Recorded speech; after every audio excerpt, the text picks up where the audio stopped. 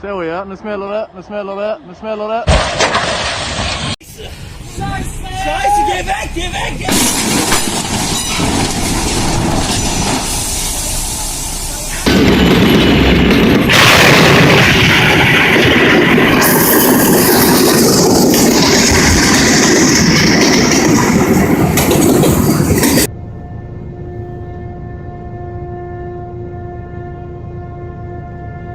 Пиздец, поезд успеет остановиться или нет?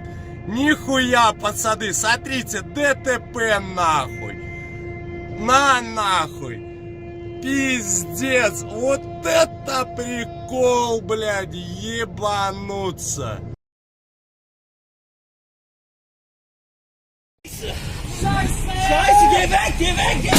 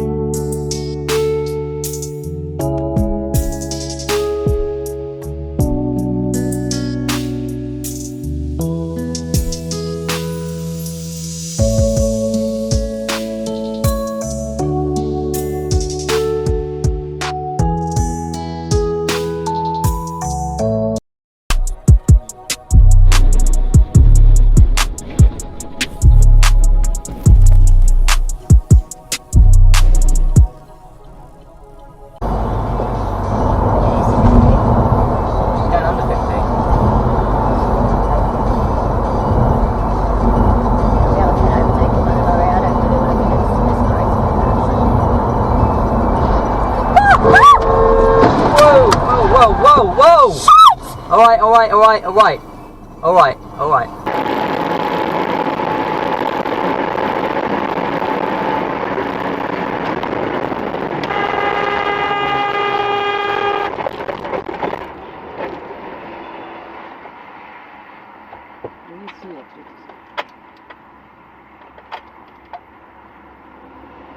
Friday, there was, I drove back into the city having been to Conveyor, there was a